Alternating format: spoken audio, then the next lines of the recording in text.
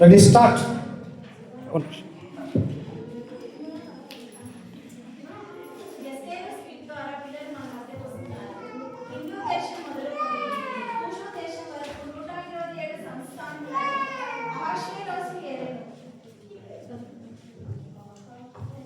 తన ఏనుబడియందు 3వ సంవత్సరమున తన అధిపతులందరికీ విందు చేయించెను. గనులు సంస్థానాధిపతులు తన సముఖమునుండగా అతడు తన మహిమగల రాజ్యము యొక్క ఐశ్వర్య ప్రభావములను తన మహత్యాతిశయ ఘనతలను 108 దినములు కనబరచెను. అది అయిన తర్వాత 7 రోజులు విందు చేయించెను. రాజాకి రాజా మహారాజా అహశ్వేరోషు రాజుగారు వస్తున్నారు.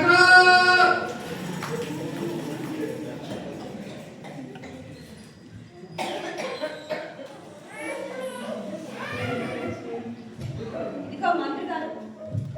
గారు ఇలా రండి. సిద్ధం రాజుగారు. విందు సిద్ధంగా ఉన్నది. సేవకులను అధిపతులను ఆహ్వానించండి. 7 రోజులు విందు ఏర్పాటు చేయబడింది. అలాగే రాజుగారు.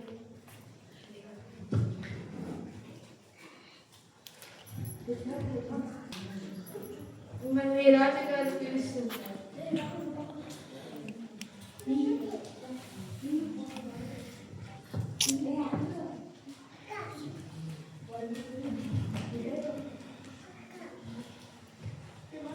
మంత్రి గారు ఇలా రండి.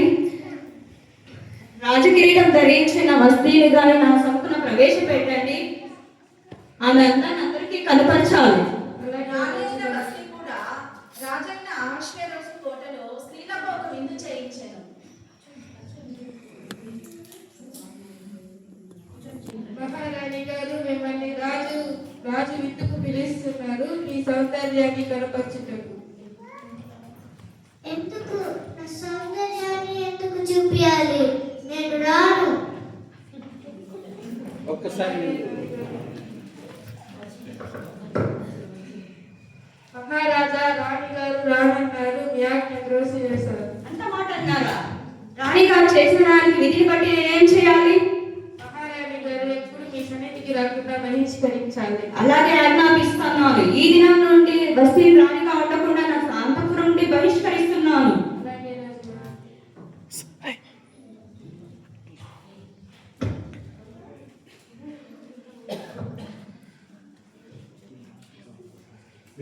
కొన్ని దినములు గడిచిన పిమ్మట రాజకోపం చల్లారిన తర్వాత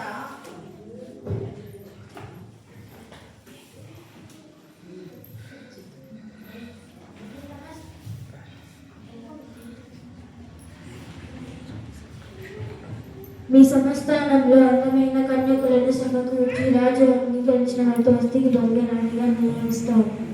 అలాగే చేయండి. చెప్తున్నది.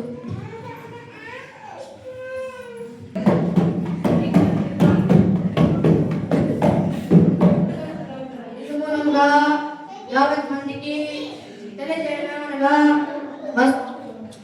వస్తీకి బదులుగా వస్తీకి బదులుగా రాణిగా నియమిస్తాను. అందమైన కన్యకలు.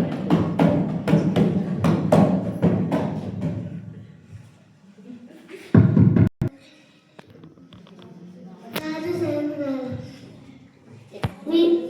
రాజభటులు మీరెందుకు వచ్చినారు? అందమైన కన్యకులను సమకూర్చి రాజు అంగీకరించిన వారితో వస్తీకి బదులుగా రాణిగా నియమించారు. అలాగే అండి. రాజభటులు మీరెందుకు ఇక్కడికి వచ్చారు? అందమైన కన్యకులను సమకూర్చి రాజు అంగీకరించిన వారితో వస్తీకి బదులుగా రాణిగా నియమిస్తారు. సరే, అలాగే.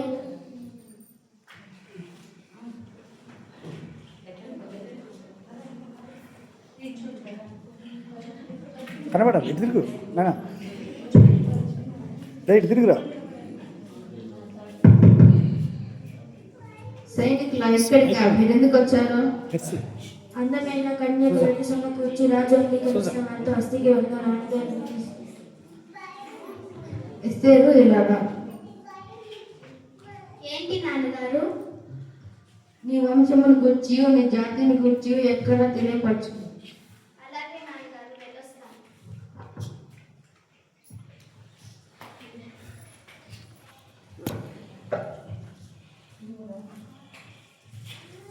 కవర్లెస్ వాళ్ళు మీకు ఏ అలంకారం కావాలి? అక్క వాళ్ళు మొర్దెకై అనుదినము ఎస్తేరుకు ఏమి సంభవించును అని రాజు కోట ఎదుట అనుదినము తిరుగుచుండెను. మీకు ఏ ఆభరణాలు కావాలి? ఒక నిమిషం అక్క వాళ్ళు నాకు విహార వస్త్రాలు కావాలి.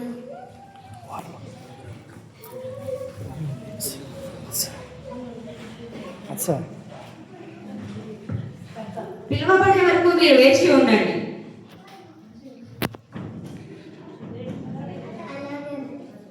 గట్టిగా మీకు ఏ అలంకారం కావాలి? నాకు హారాలు వస్త్రాలు కావాలి.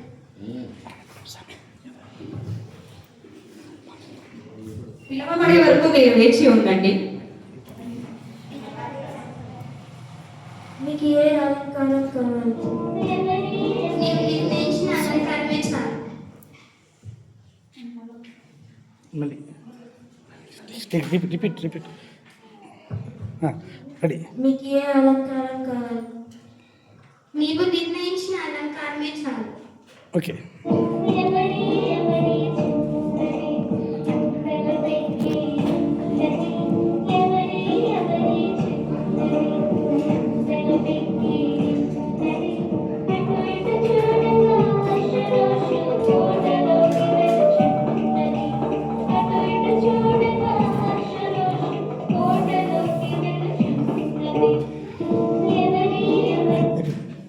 ఈ దినం నుండి రాణికి బదులుగా వస్తికి బదులుగా నేను రాయిగా నియమిస్తున్నాను. ధన్యురాలిని ప్రభు. ఇటు తిరుగు ఇటు తిరగాలి ఇటు తిరగాలి ఇటు తిరగాలి వద్దులే. Okay next. షూషన్ కోటకు మహారాణిగా ఎస్తేర్ను నియమిస్తున్నాను. ధన్యవాద ప్రభు చెప్పు. జయము.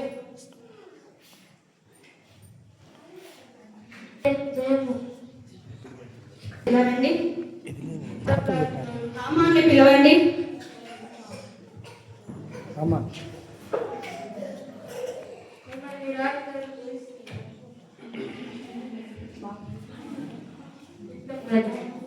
సౌండ్ బయట సౌండ్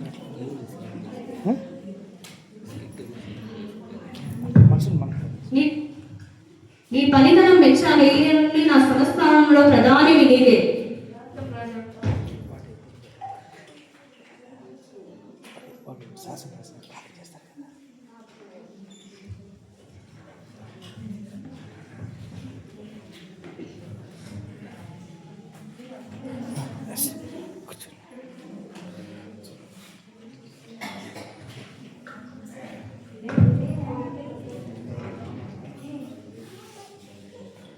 చూసారా ప్రభు, మొదటి చూసి కూడా నమస్కారం ప్రభు. బాగా తెలుసు. సౌండ్ రైట్ ప్రాముఖ్యమైన విషయం చెప్పాలి. చూసాను ఏంటా సంగతి? ఆమెకి సన్నిధిలో ఒక జాతి వారు ఉన్నారు, వారి పద్ధతిలో వేరు, తిరుగుబాటు చేసేవారు. కావున అర్థం చేయడానికి మీ అనుమతి కావాలి. ఇదిగో ఉంగరం రాజముద్ర, మీకు ఇష్టం వచ్చినట్లు చేయండి. చిత్తప్రదం. రాజు ఖజానాలో నుండి 20,000 మణుగులు వెండి హామానుకి ఇస్తూ వచ్చాడు.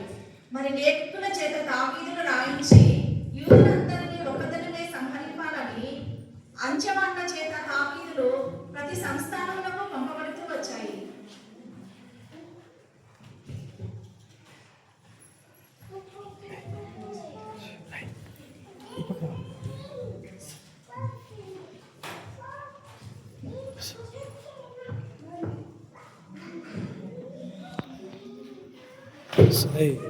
అయ్యో దేవా, ఇంత పని జరిగింది.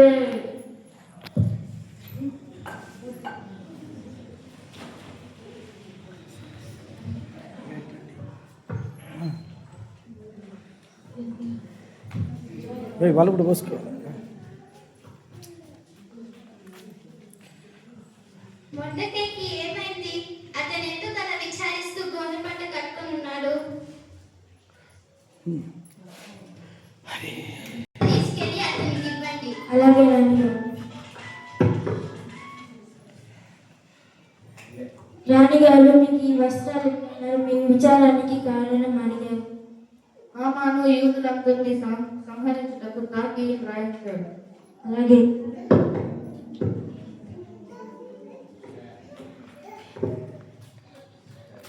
మహారాణి గారు మొదటగా ఏమన్నారంటే యూదులందరినీ సంహరింపబడుటకు హామాను తాకీదు రాయించాడు, మీరు వెళ్ళి రాజుతో మాట్లాడమన్నారు. పిలువబడక ఎవరే కాని రాజు సముఖమున ప్రవేశించరాదు. ప్రవేశించిన ఎడల బ్రతుకున్నట్లుగా రాజు తన బంగారు దండమును ఎవరి తట్టు చాపునో వారు తప్ప ప్రతి వారు సంహరింపబడాలన్న కఠినమైన ఆజ్ఞ కలదు. ఈ విషయం వెళ్ళి మొర్దెకైతో చెప్పండి. అలాగే మహారాణి గారు. మహారాణి గారు ఏమన్నారంటే పిలువబడకనే కానీ ఎవరు రాజసముఖంలో ప్రవేశించిన కఠినమైన ఆజ్ఞ ఉందని మీరు చెప్పమన్నారు. నీవు అంతఃపురంలో ఉన్న మాత్రాన తప్పించుకొని తలుచుకుందుగా యూదులకు వేరొక దిక్కు నుండి సహాయం కలుగును ఆలోచించుకోండి. ఈ మాట రాణిగారికి చెప్పు. అలాగే మహారాణి గారు మొదట ఏమన్నారంటే నీవు అంతఃపురంలో ఉన్నంత మాత్రమే తప్పించుకుందామని తలంచుకుంటున్నావా, యూదులకు వేరొక దిక్కు నుండి సహాయం కలుగును ఆలోచించుకున్నారు. నీవు వెళ్ళి యూదులందరినీ సమాజ మందిరమునకు ఉపవాస ప్రార్థనకై సమకూర్చండి. నేను నా పనికర్తలు కూడా ఉపవాసంతో ప్రార్థిస్తాం. అలాగే రాణిగారు ఏమన్నారంటే నీవు వెళ్ళి యూదులందరినీ సమకూర్చి ఉపవాస ప్రార్థనకే మన రాణిగారు కూడా తన చెల్లికత్తెలతో ఉంటాను. స్టార్ట్ చేయి.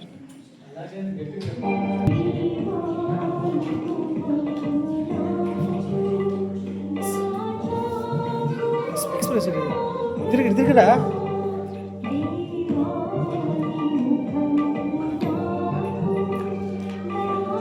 కనపడలే.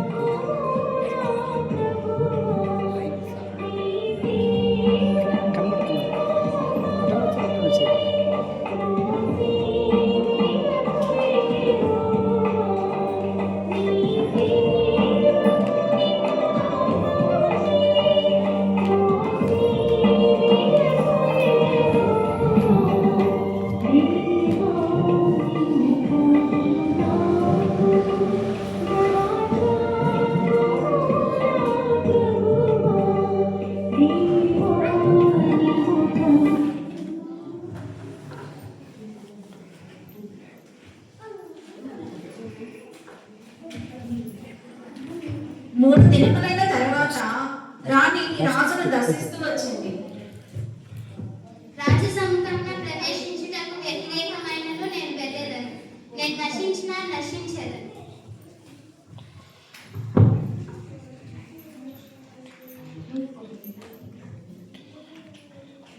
మైక్ తీసుకెళ్ళా.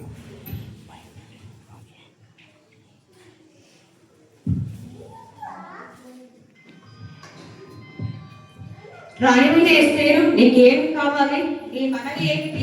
నా సంస్థానంలో సగం మట్టుకు నీకు ఇచ్చేదను. రాజా, మీకు ఇష్టమైన ఎడల నేను చేయబోయేందుకు మీరు హామానును రాగలరు. నీవు కోరినట్లే ఎస్తేరు. రాణి ప్రభు.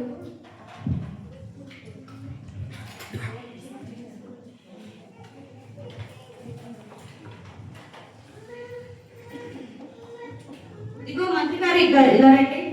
రాజు గారు, రాణిగారు ఎందుకు చేస్తున్నారు ఆమానికి తెలియపరచండి. రాణిగారు ఏర్పాటు చేసిన విందుకు వెళ్ళాలని తెలియపరచండి.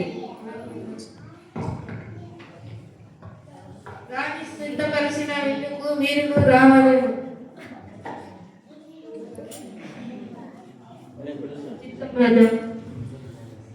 రాణిగారు మనకి విందు సిద్ధపరిచారు, వెళ్దాం రండి.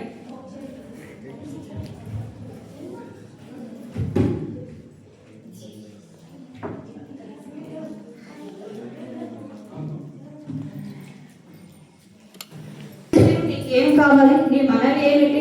నా సంస్థానంలో సగం మటుకు నీకు ఇచ్చేది. రాజా, నేను నా జనులను సంహరింపబడుటకు అమ్మబడిన వారు.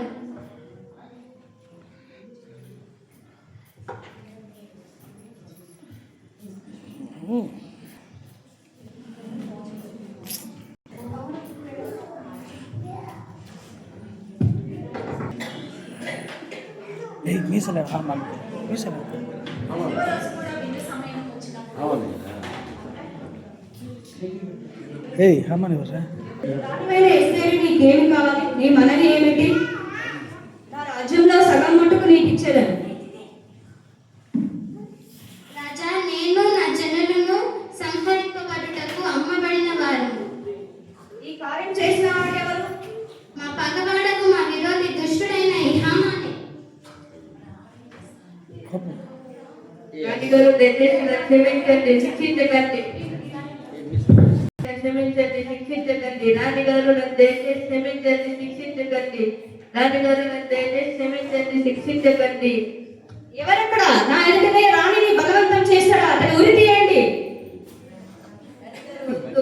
రాణిగారు వద్దు. రాజు మొర్దెకైకి ఇచ్చెను. హామాను ఇంటి మీద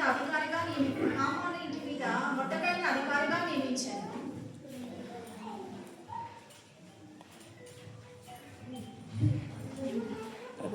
నేను చెప్పింది ఇస్తే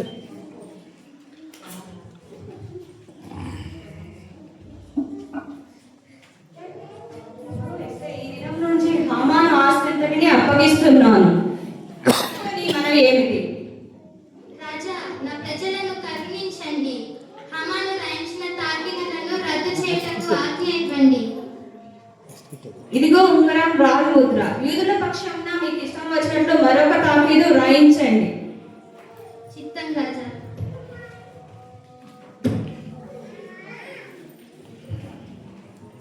అయిపోయింది అక్క ఆ